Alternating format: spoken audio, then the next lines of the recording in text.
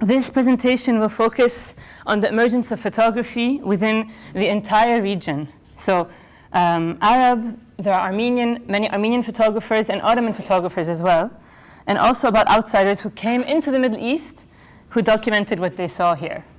And then I'll be jumping to the contemporary photographers and artists that are around in the Middle East still now, some Arab, some Iranian, and so it's going to be there'll be a bit of a gap, as you'll notice. So the first question I'd like to ask you is if you've heard of a man named Ibn al-Haytham, also known in the West as Al-Hazan. Yes? What do you know about him, if I may ask? No. From he was Ibn al-Haytham was a mathematician, a scientist. He was a physicist. And he was the one who discovered something that we call the camera obscura. Can you hear me okay now? عم تسمعوا أحسن؟ أو بتفضلوا استعمل, I'll use this then. Yeah. Then I'll just use this, it's better. Okay. All right, here we go. So Ibn al-Haytham discovered something called the camera obscura. This is a concept of projecting an image through a very small hole into a room, so a blackened out room, and you project an image into the room. So I'm going to show you an example. It can also be done within a box, actually. So Al-Hazan, whom I said was an astronomer, a mathematician, a physicist, discovered the camera obscura himself in the 9th century, way before his time. And it was much later used on a lot in the invention, post-invention of photography. So after the mid-1800s, people started to use the camera obscura, and it's still to this day used often. Sometimes people who are teaching children photography, they create a camera obscura in the classroom. So they blacken out and they just make a small hole in the window and they create this projection, which these are an example of modern day camera obscura projections. So I'm going to start a little bit into the specific photography itself. If you've heard of any of the old photographers related to the region that came into Lebanon, then you maybe have heard the name Bonfils. Does that ring a bell to anybody? Yes. So the Bonfils family, most of their collection is actually now in the Fouad Abbas collection, collection at Sursa Museum. They used to be based in Bremana. They moved here from France.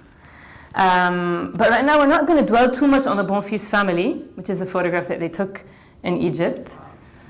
Instead, we'll talk about others who greatly influenced the scene in the entire region. Among them are the Sarafian brothers. The Sarafian brothers were two Armenian men who opened a studio in downtown Beirut.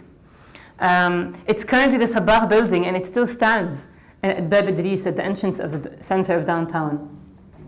Abraham Sarafian became Ayyubi's distinguished photographer, and in 1925, he received the top prize in Durishwar's photography competition. The brothers opened studios in Syria and Palestine as well. Abraham Giragossian was also the successor of sorts of Lydia Bonfils, because the Bonfils family were here for 2 generations. The Sarafian brothers became most known for the hand-colored images that they created that were mostly cityscapes. So this is an example of Ashrafiyya from the Mediterranean. And this is an example of, as you can imagine, this is Sahat Riyad al-Salah. Yeah. So the before and after. This here is the first photograph that was ever taken in Beirut. Can anyone recognize this mosque by any chance? Because it's not called a Saraya anymore. We don't have any mosques in Beirut called a Saraya. Exactly. Yeah, nice one. So this is the current Amir Assaf Mosque now, which is just off of Waygon Street across from the municipal building. This is the second oldest mosque in the downtown area after Al-Amari Mosque. So Muhammad Sadiq Bey, I'm going to speak briefly about him. He was an Egyptian man who was known for photographing Mecca for the first time. He made glass plate photographs, and this is really the only thing that he ever left as a legacy in his name. So this is another nice image. As you can see in this one, it's really during the Hajj, quite a full. These are in about 1850 or so. Yeah. That's even better. Oh, that's a bit red, but yeah, sorry, these are very red toned for some reason. Yeah. So that's going to bring me to a brief the idea of Orientalism in photography. Here are a few examples of the representation of Orientalism within photography in Lebanon and in the region. Some of you may have heard of the Arab Image Foundation. They were established in the 90s, and one of the reasons they were started was partly to dispel these popular images. Though we might find them to be very beautiful representations, they also have given false impressions of the full reality of our region. These are taken by various photographers. So now I'm going to talk a bit about an Iranian photographer, a man who was based in Iran. Antoine Severugin is his name. He was a photographer during the reign of the Qajar dynasty. He was born to a Russian family, and after his father's death he opened a studio in Tehran. Yes, exactly this. Yeah, in Tehran. So he made glass negatives and printed out albumin prints. He photographed for the Shah, Nasruddin. As you see here, the Shah, you would think he's having his whiskers, his mustache trimmed, but in fact this is a dentist doing some work on him. Imagine sitting like that in the middle of the, it's unusual. So he portrayed members of the Persian royal family as well as beggars. He followed countrymen of Iran or Westerners, farms, working fields, women weaving at work, army officers, religious officials, Zoroastrians, Armenians, Lurs, Georgians, Kurds, Shasavan people, Assyrians, and Gilak. He was a photographer who had no boundaries in portraying people of all sorts, classes, and ethnic backgrounds, which was really not so common at the time yet. I will tell you a bit about when he was around. So Antoine was in Tehran up until 1930. So, yeah. And you might have heard about the Abdallah brothers. The Abdallah brothers were based in Istanbul. They were Armenian of origin. Hosep, Viken, and Kevork. Viken was a very well-renowned artist, impressing many people with his miniature paintings. So one day, he decided to begin working for a chemist who opened a daguerreotype photography studio in the Boyoglu district of Istanbul in 1856. Along with his brother Kevork and Hosvip, I hope I'm pronouncing that correctly, they ended up soon taking over the studio themselves, all three together. So the Sultan Abdulaziz, whom you see here, was dissatisfied with the photographs taken by one of their competitors, and so was referred to the Abdallah brothers. He was so happy with the results that he declared them his official photographer and rewarded them with the title Artists of His Imperial Majesty. So as you see here, you have the imperial seal at the top. So this is what quickly brought the three brothers to fame. In 1867, they exhibited at the Paris International Exposition that was written about in several international newspapers. They took many carte de visite style portraits in their glass-roofed studio. The carte de visite is basically predecesses the business card. So people who would go to a photo studio would have their photograph taken, and on the back it would say their name, and that was it. There was no phones at the time or anything. So many of these are sometimes on display at the Best collection. Excuse me, I lost my place. Okay. They took many calories. When the Prince of England himself was ready to support them in opening a studio in London, they refused that due to the fact that the sun barely shone there. Like I told you, their studio in Istanbul was a it was a glass-topped roof. So the sun shined, beautifully into their studio, and they were used to that. But they knew that in London it was, mghem, it's like usually you don't see much. So that was one of the reasons, and actually they regretted it later that they didn't take this opportunity. One of their photos taken of the Sultan was even struck on a metal in 1869. This is an example of some of the work they did. of workers. They photographed empresses, emperors, and dukes. In 1880, the Prince of Wales appointed them to the position of royal photographers. They traveled to Cairo and set up a studio in Egypt. There, they were once raided and had some of their glass negatives smashed when it was said that they were photographing Christian men and women dressed as Muslims. In 1895, they closed their Cairo-based studio. And finally, due to the growing competition in Istanbul by other photographers who were beginning to hand color their photographs, the Abdullah brothers decided to close their doors. You see, they even photographed Mark Twain. So in 1900 is when they sold their studio and all that it contained to the Sabah and Joaillier photographers. And this is an image by them, which you see right here. This is in Istanbul. Yes, this is in Istanbul. So around 1859, Jerusalem became a site of photographic experiment. Starting in the 1850s, Armenians became dominant among Palestine's photographers. The central figure in this development was the leading cleric Isaiah Garbedian, who was to become Armenian Patriarch of Jerusalem in 1864. And he started photographing just before that in 1857 and established a photography workshop within the St. James monastic compound itself. There, he set up a school for photography. Garbedian Krikorian and his brother Kevork were among his students. Garbedian Krikorian opened a photography workshop on Jaffa Road, a studio basically, in the 1870s and became himself a teacher eventually. And one of his students was a man named Khalil Rad. Maybe you've heard, the name Rad because of the current photographer Walid Rad.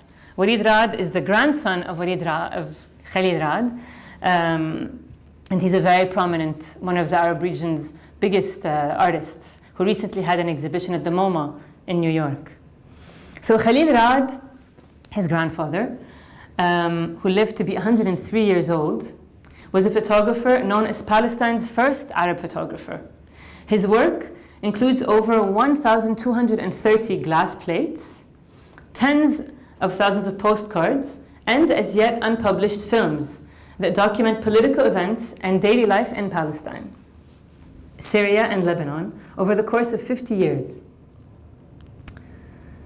Raad opened his studio on Jaffa Road as well, across the street from that of his former teacher, Garbedian, in Jerusalem, in 1890, about 15 years later. So this forced them to engage in direct competition with one another. Then in 1913, his niece married Garbedian Krikorian's son, which led them to collaborate and no longer compete with one another. Raad remained the photographer of outdoor events and street life, while Krikorian focused on the indoor studio photography. During World War II, Raad photographed soldiers and a lot of military subjects. He ended up having a very good relationship with Jamal Pasha even.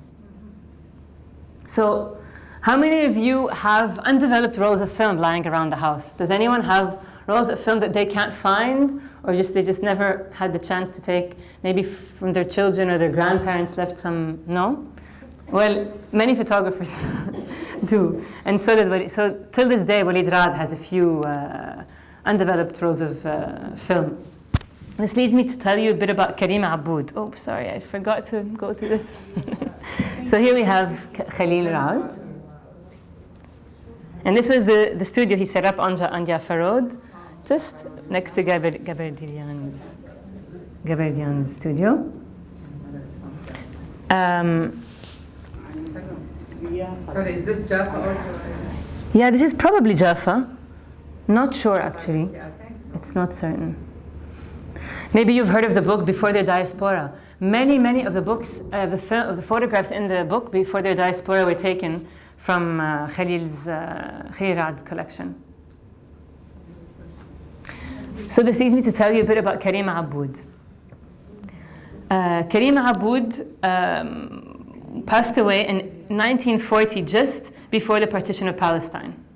Her father was a minister who liked poetry very much, and her mother played the piano. And it was when she received a camera on her 17th birthday from her father that she took on the curiosity of the camera in photography. Her first signed photograph, dated 1919, Aboud rose to prominence mostly in Nazareth. Her first signed photograph is from 1919, I said that already. She had studios in Nazareth, in Haifa, and in Jerusalem, though Aboud's family is originally from Marja'iyun, here in the south. Later, they migrated to Palestine. She was the first Arab woman to make a living from photography. She started shooting after World War I, around 1919. As you may well know, this was the time when the Zionists started to come and buy lands in Palestine. Unfortunately, most of her work was lost, so we don't know the full extent of her legacy through the director, though the director of the Nazareth Archives project was her biggest collector. His name is Ahmed Mawad, and so he has kept her work and shared it. So we have a few examples of what she worked, but not much. So this is one example in Nasra. And now imagine the Israelis want to attribute her work to their own culture. And she always remained very politically engaged, although she passed away before the partition. So now I'm going to take a big leap, about 130 years or so, more even. And I'm going to tell you about a woman named Tanya Habjuka. Tanya Habjuka currently lives in Palestine with her family. She's a photojournalist of Jordanian origin. In 2014, for this photograph, she won the World Press Photo Award. Tanya is one of the founding members of Rawiya, the first all-female photo collective in the Middle East. And she's currently based in East Jerusalem. Her book... What are the elements that will make her win? Well, I guess it's the subject matter, what you choose, what it's about, because these come, with detail. I don't know if you remember, the person who won a similar award to this in 2007, after the war in 2006, was the person who took a photograph of some people driving past the rubble in Dahieh with a Mini Cooper decapotable. Yeah. So this is the same kind of work. That's the same artist, Habjuka? No. Yeah, this is Tanya Habjuka's work as well. Her book that this comes from, Occupied Pleasures, was heralded by Time magazine and the Smithsonian Institute as one of the best photo books of 2015. And she came here and she had a signing for it in Dar, if you know, Dar Bistro Cafe. Another one that she took, she found this girl and she said, please just stay, I need to take this. This is very special. And this one is very unique. It was just before Adha, and she found this one. You see the goat inside? It's a bit... We look a lot at the goat, at the wall, but... The last picture. Yeah. Exactly, his last claim to fame. That wall that we saw in the picture is the present wall. It's the apartheid wall. Now we're going to speak of Shirin Neshat, which maybe some of you have heard about. She's an Iranian photographer who references, as did Antoine Sevrugin, the Qajar dynasty of Iran. In the series coming up that you'll see, there's a bit of a... Oh, I'm talking... sorry. So Shirin Neshat, Iranian photographer, is also now a filmmaker. She also has a feature film that she's recently come out with. Her artwork centers on the contrast between Islam and the West, femininity and masculinity, public life and private life, antiquity and modernity, and bridging the space between all these subjects. She's been recognized countless times for her work, from winning the International Award of the 26th Venice Biennial in 1999, to winning the Silver Lion for Best Director at the 66th Venice Film Festival in 2009. She was also named Artist of the Decade by Huffington Post. These are some examples of Women of Allah, here, you will see, from her series in the 90s, which is her most popular series to date. Yeah, so she did a lot of work where she photographed people, and then after the fact, she would actually write on the print, and she would write. Yes. So you can actually find more of Shirin Neshat's work online, and there are several of her books that have been published, short films, and she has a film called Women Without Men, which won her all these awards. Now we're going to jump to something very different. Are you ready? It's going to be huge contrast. This is Hassan Hajjaj's work. Hassan is a Moroccan photographer. He's known as Morocco's Andy Warhol, and he lives between London and Marrakesh. He uses recycled objects for the framing and setups in the portraits he takes of fellow Moroccans. So what happened with Hassan is one day he was house sitting for a friend in Morocco. It was quite a nice and luxurious house. And his friend calls him and says, we have a photo shoot that's going to take place in the house, so please can you just make sure that you're there in case they want coffee, in case, anything is needed. Just, he said, of course, Yani. So these people started to come in. The photo shoot was being done by Vogue, so you can imagine it was probably quite luxurious and nicely presented. And so as people started coming in, he noticed that nobody had anything to do with Morocco. From the photographer, to the model, to the clothes she was wearing, to the shoes, to the assistant of the photographer. And Hassan was a bit why? Why is this the case? Where are the Moroccans? And we're in Morocco. So this is kind of something that inspired him. He had been photographing a lot already. He was actually a self-taught photographer. And so he came to begin with this project that you're seeing here. And he really still uses a lot of, you can see the influence of the West on Morocco also in these images. His work is in the collection of the Brooklyn Museum in New York, the British Museum in London, the National Museum of Art in Duke University, in the Los Angeles County Museum in California, and at the Museum of Contemporary Art in Los Angeles as well, and the Victoria and Albert Museum in London. Here we have Shadi Ghadirian, another Iranian photographer as well. She was a photographer who, as did Antion Sevrogin, referenced the Qaj dynasty of Iran in this series of hers called Qajar. Here you're seeing images from, so this is another one of those. Here you're seeing images of Mrs. Butterfly. She studied locally, married an Iranian, and lives still to this day in Tehran. So she's quite a good example of a loyal artist of sorts to the region, we can say. Ghadirian is now represented by Aeroplastics Gallery in Brussels, Kashia Hildebrand in London, and retitle.com online as well. So I would like to just also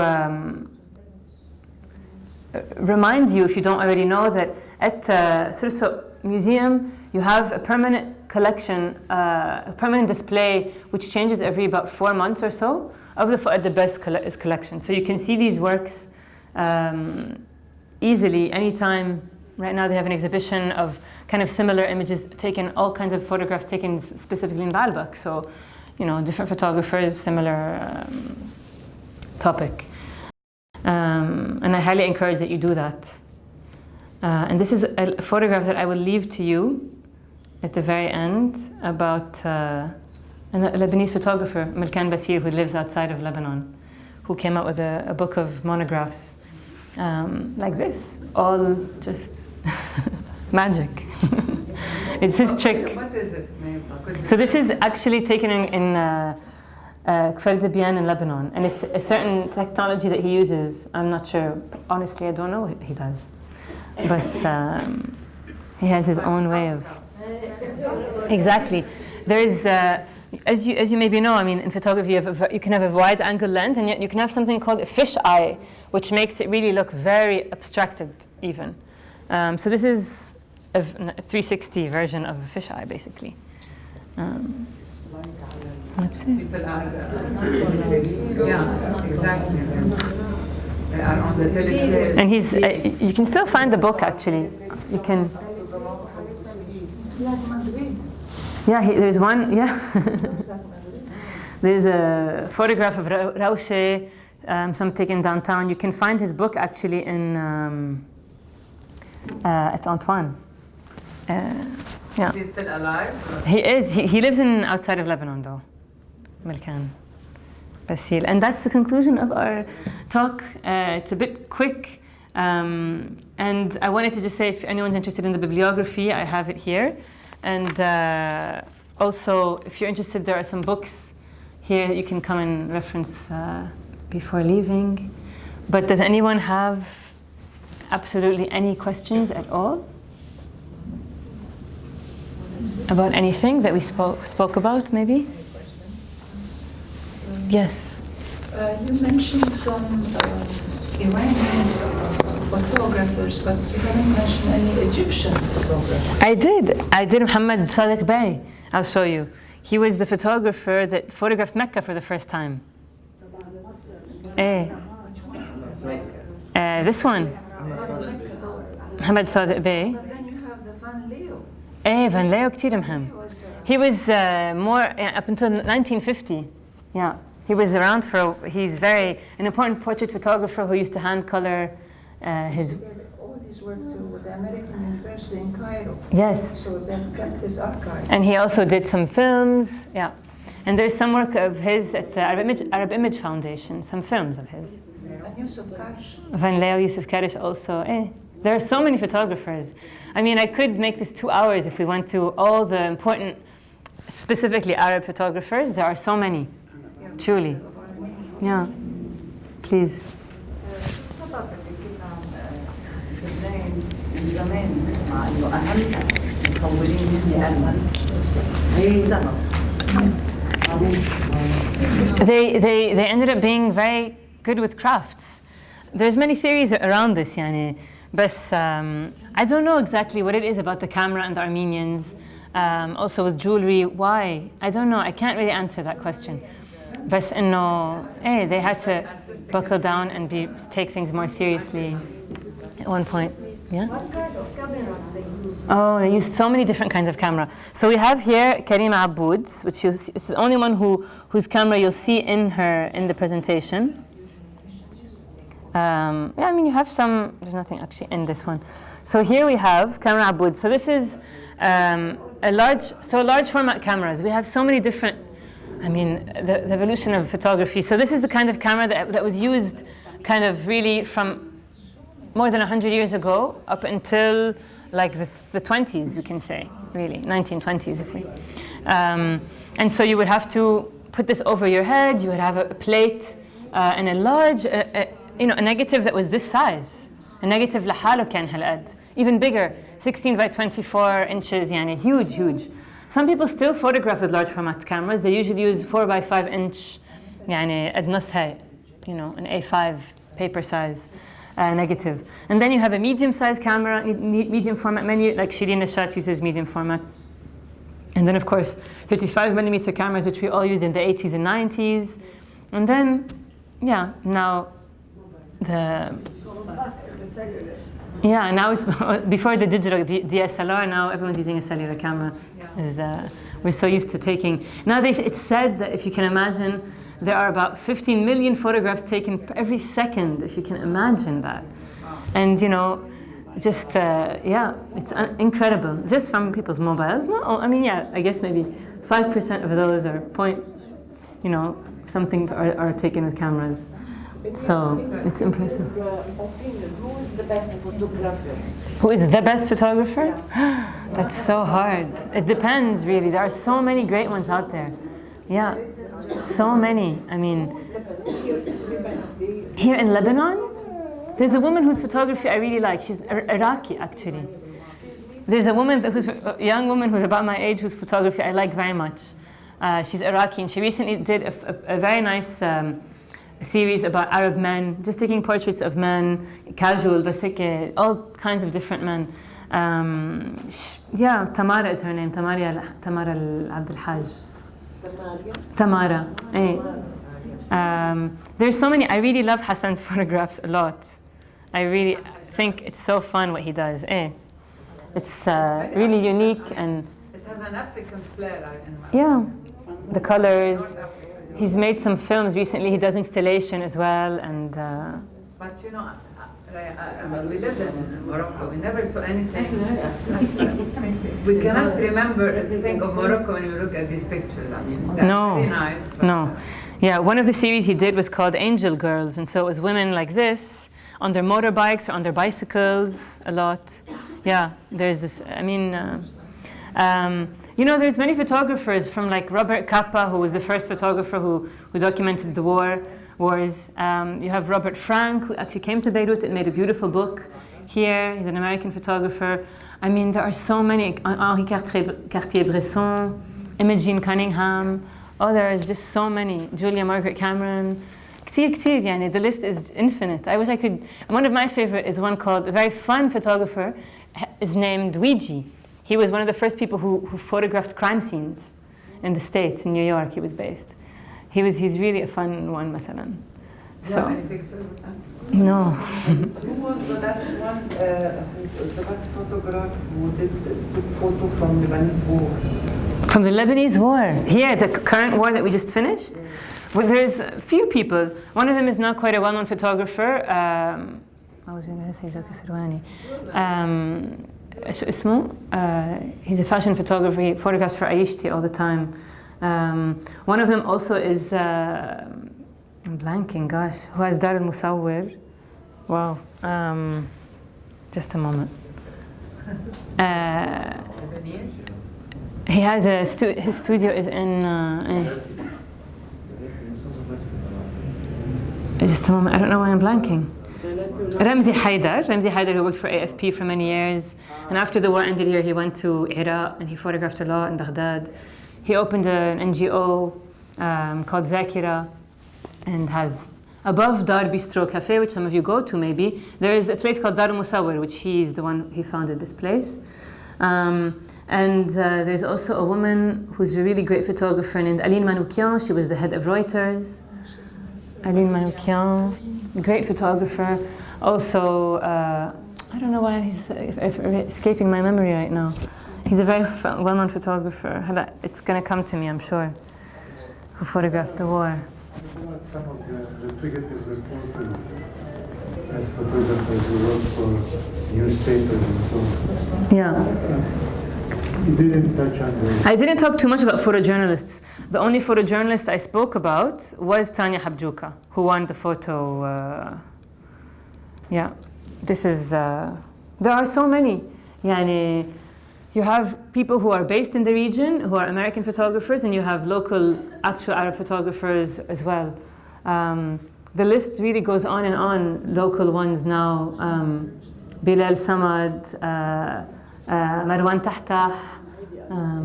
There are just so many. The person you knew who passed away last year. Oh, Layla Allawi, the Moroccan photographer. She was, she used to do photography projects and work with NGOs. She was also an artist. She photographed people of Marrakesh. Yeah. And how did she die? Maybe people would be nice. Yeah, she was killed in an attack actually in Burkina Faso. Yeah, not an explosion. She was shot. No, people came and just started spraying people in Ouagadougou. Mm-hmm. Are these photos collected somewhere, like an archive, somewhere?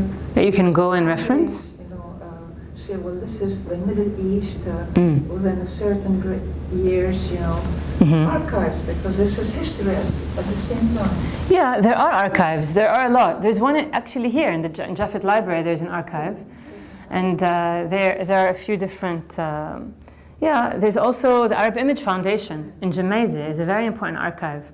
Right now, unfortunately, they're closed to the public. They have a library, which soon will reopen, but they have an archive of images from the Arab world up until before color photography, basically. Until even a little bit up until the 80s, they have some exceptional. But they collect people's images, and if someone has photographs from their family that they don't know what to do with because they're going bad and there's something special about them, especially, they will preserve them and archive them. And you can come and, but they will kind of take them and clean them and take. The Arab Image Foundation, there are many. Like I said, the Fuad Abbas collection at Surso. Yeah, there are many different. You can actually, the Fuad Abbas collection is mostly available online. You can reference it online. And it's a postcard collection of Fuad Abbas that's up until 1940. So mostly photographs and postcards. Yeah, and you can. Do the Arab Image Foundation, do they put any of their archives online? Yeah, they have an access. They also, not everything, because it's too much, but they're constantly now, this is one of the reasons they're closed, because they're doing more more of their technicians are archiving or scanning the images. But you can go to the Arab Image Foundation. It's fie.org.lb, I think.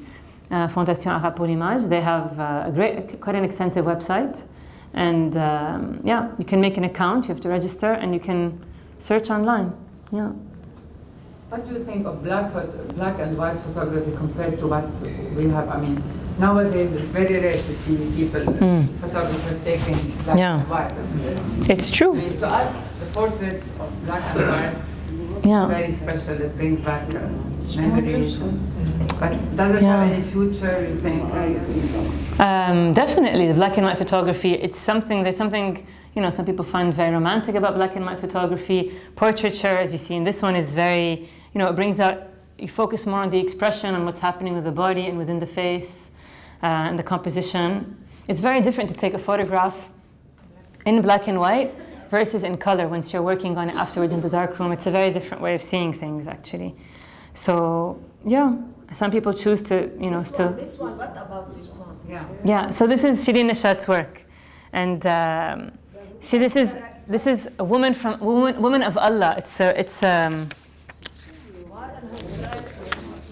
So it's poetry in Farsi. What's the meaning of woman of Allah? You have to ask her.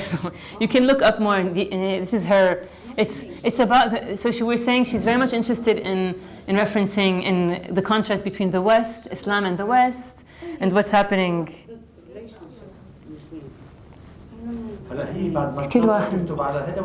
بعدين. It's not on the skin actually. She does it afterwards. Yeah, exactly.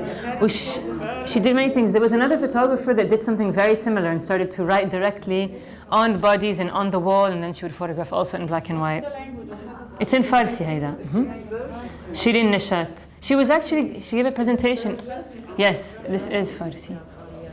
She gave a presentation here at AUB. She was here about a year and a half ago, speaking. Yes, please. Is the art of photography regressing with this mobile phone, people taking pictures with the mobile phone? Is the art of photography regressing? Because taking a picture, you might stay 1 hour, 2 hours, and take a picture. Yeah. What do you think of this? Everybody has got this mobile phone instantly. Picture. It's incredible. It's regressing the art of photography. I wouldn't say that the art of photography itself is regressing. I think that it's giving more opportunities for people to create things easily, on the spot. It's so easy. I mean, really, sometimes I just choose to take a photograph with my phone rather than taking out my camera, which I don't carry around with me because it's so heavy. None of them anymore. And they're so good, these phones. They're incredible. They're so impressive. It's pragmatic, but then so there's an art in it. I mean, there we see when you think of Manouk, when you think of art, Manouk is another big one. Art Yeah. Akid. So what I wanted to say, it's so quick. Yeah, it's a wasted. There's so much. People we say shutter happy. They just بياخدوا صورة. You know how you can keep your finger on the phone and it takes just like 5-6 photos in 1 second.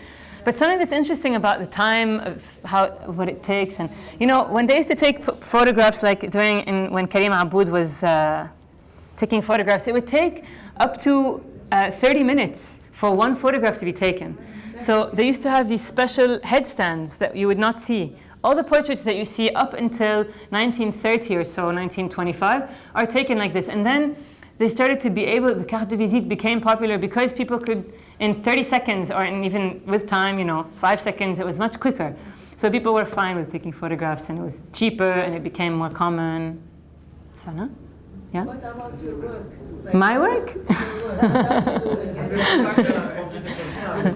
I wish. I don't have internet access. But no, this isn't about me. I can tell you a little bit about it. I mean, yes. This is actually a new computer. File computer, there's nothing. There's really nothing. If you have any project? Yeah, I'm working on a project right now. Yeah. Yeah, there's nothing really. So I've done various different things, all kinds of different. The last exhibition I had solo here in 2009 was about souks throughout the world, and the product in the souk. And I've worked on a few different things since. I mean, yeah, and I do other work as well on the street. I do interventions not related to photography.